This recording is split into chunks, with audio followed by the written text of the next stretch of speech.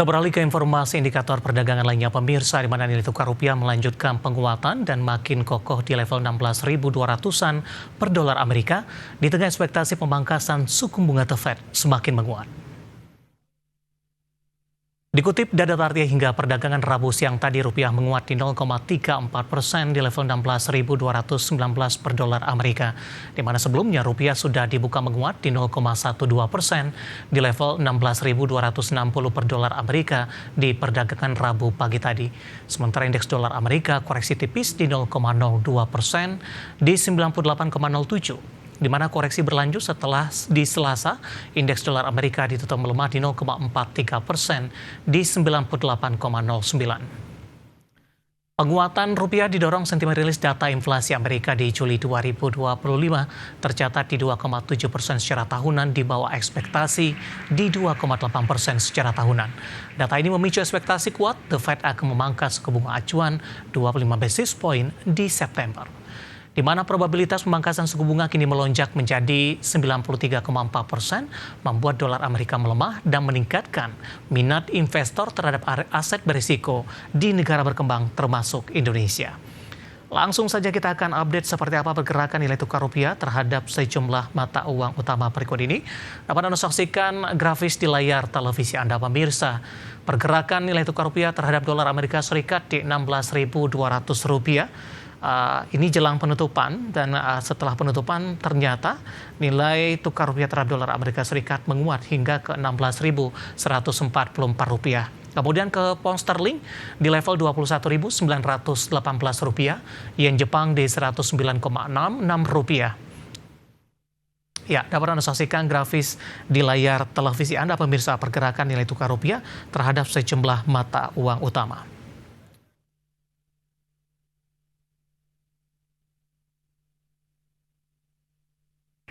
Ke informasi komoditas, harga emas akhirnya menguat usai turun tajam di tengah rilis data inflasi Amerika Serikat. Harga batubara anjlok dalam 8 hari beruntun dengan menyentuh level terendah sejak 27 Juli 2025. Sementara harga minyak mentah bergerak stabil usai turun dalam di sesi sebelumnya. Harga emas akhirnya menguat usai turun tajam 1,5% di perdagangan Senin. Ditopang data inflasi Amerika Serikat yang naik tipis mendukung ekspektasi penurunan suku bunga The Fed, serta melemahnya dolar Amerika Serikat di 0,43% di 98,09. Di Selasa, harga emas dunia naik tipis 0,03% di level $3.345 Amerika per troy ounce. Di perdagangan Rabu, harga emas dunia di pasar spot menguat 0,16% di posisi $3.350,5 Amerika per troy ounce. Harga batu bara anjlok dengan mencetak rekor terburuk tahun ini di tengah melamahnya permintaan di Asia secara keseluruhan, meskipun ada kenaikan pembelian batu bara kokas di China.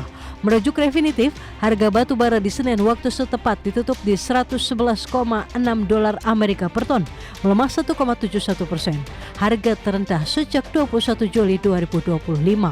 Harga batu bara sudah turun 4,9% dalam 8 hari beruntun, terburuk sepanjang tahun ini. Terakhir kali batu bara melemah selama 8 hari terjadi di November 2024 lalu. Harga minyak mentah dunia bergerak datar di perdagangan Rabu waktu Asia setelah melemah di sesi sebelumnya. Laporan industri menunjukkan persediaan minyak mentah Amerika naik pekan lalu di 1,52 juta per barel, menandakan periode puncak permintaan musim panas mulai berakhir. Melansir Reuters, kontrak berjangka Brent menguat tipis 3 sen di $66,1 miliar Amerika per barel setelah turun 0,8% di sesi sebelumnya. Sementara itu, minyak mentah berjangka Amerika Serikat WTI melemah 3 sen di $63,14 Amerika per barel setelah anjlok 1,2% di perdagangan sebelumnya. Berbagai sumber IDX Channel.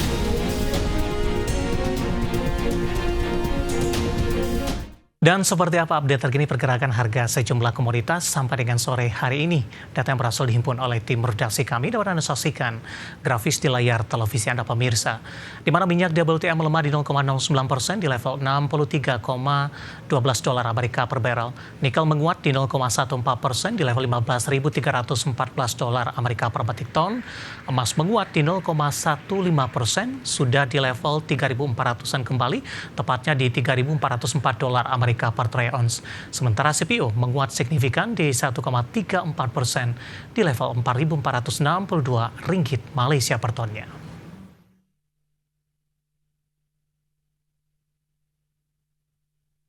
Dan pemirsa, topik pilihan dan juga informasi emiten pilihan yang akan kami hadirkan sesaat lagi, kami akan segera kembali.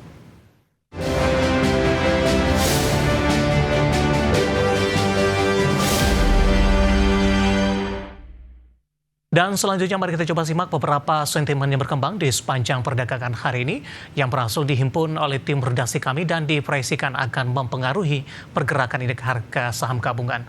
Didominasi oleh sentimen internasional kali ini. Dan informasinya apa saja? Mari kita simak rangkumannya berikut ini. Laju inflasi Amerika Serikat periode Juli 2025 tetap di level 2,7% year on year, sama seperti bulan sebelumnya dan lebih baik dari perkiraan pasar di 2,8% year on year. Secara bulanan, indeks harga konsumen naik 0,2%, di bawah kenaikan Juni di 0,3% yang merupakan tertinggi sejak Januari, namun sesuai ekspektasi pasar.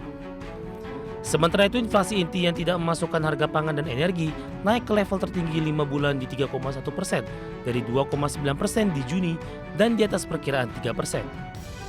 Secara bulanan, inflasi inti meningkat 0,3%, kenaikan tertajam dalam 6 bulan terakhir. Sementara itu, bursa Wall Street kompak menguat di Selasa waktu setempat. Indeks S&P 500 dan Nasdaq Composite ditutup pada rekor tertinggi baru setelah laporan inflasi yang lebih jinak sehingga memicu kemungkinan The Fed dapat menurunkan suku bunga bulan depan. Indeks S&P naik 1,13% di level 6.445,76. Indeks Nasdaq melesat 1,39% di 21.681,90. Dow Jones Industrial Average melonjak 1,10% di 44.458,61. Dikutip dari Bloomberg, Menteri Keuangan Amerika Serikat Scott Bessent menyarankan agar The Fed mempertimbangkan pemangkasan suku bunga acuan yang lebih besar di 50 basis poin di pertemuan September setelah melewatkan kesempatan untuk memangkas pada pertemuan terakhir. Bessent menyoroti 2 hari setelah The Fed mempertahankan suku bunga di 30 Juli, data revisi menunjukkan pertumbuhan lapangan kerja di Mei dan Juni lebih lemah dibandingkan angka resmi sebelumnya. Pernyataan tersebut disampaikan hanya beberapa jam setelah rilis laporan inflasi terbaru naik tipis secara tahunan di Juli. Dari Asia, inflasi grosir tahunan Jepang melambat untuk bulan keempat berturut-turut di Juli, menguatkan pandangan Bank of Japan tekanan harga akibat kenaikan biaya bahan baku akan mereda. Indeks harga barang korporasi yang mengukur harga barang dan jasa antar perusahaan naik 2,6% secara tahunan. Catatan ini melambat dari kenaikan 2,9% di Juni dan sedikit di atas perkiraan pasar 2,5%.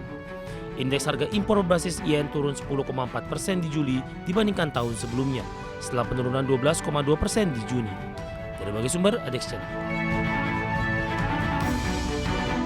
Perjumpaan pemirsa, saya akan coba sampaikan update pergerakan indeks harga saham gabungan di 30 menit jelang penutupan perdagangan di sesi kedua hari ini, di mana penguatan signifikan masih terus berlanjut meskipun level intraday tertinggi di atas 7.900-an belum mampu dipertahankan untuk saat ini, di mana indeks harga saham gabungan menguat di 1,28% di level 7.892,653 pemirsa. Kecenderungan bergerak di zona hijau dibuka di sesi pertama pada pagi tadi, sudah bergerak di atau menembus di level 7.800-an, tepatnya di 7.846,124. Kemudian intraday tertinggi hari ini di 7.903,053 dan level terendah di 7.835,302 pemirsa.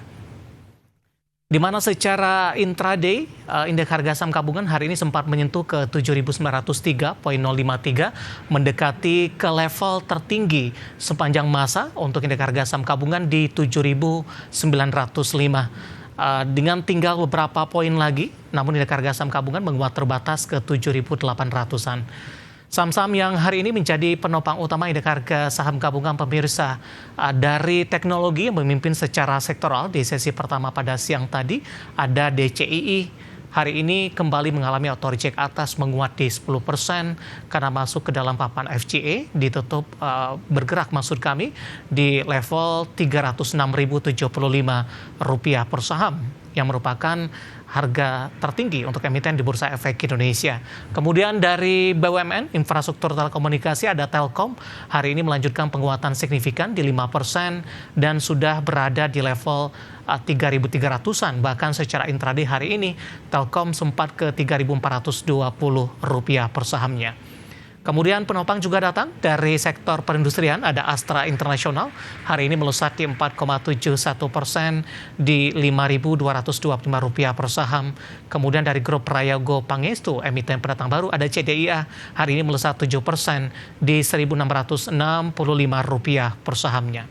Sementara saham-saham perbankan pick-up usai naik signifikan di perdagangan hari sebelumnya, hari ini lebih cenderung bergerak fluktuatif meskipun 30 menit jelang penutupan sesi kedua mencoba untuk berbalik kembali ke zona hijau. BBRI menguat di 0,74% di 4.080, BBCA juga menguat di 0,56% pemirsa. Kemudian untuk posisi dari BBNI saat ini berbalik menguat signifikan di 1,38% di 4.410, sementara untuk BMRI tertekan cukup dalam di 0,81% setelah menguat ke 4.970 di pembukaan sesi pertama pada pagi tadi. Updatean pergerakan indeks harga saham gabungan di 30 menit jelang penutupan perdagangan di sesi kedua hari ini dan semoga bisa menjadi salah satu referensi untuk Anda.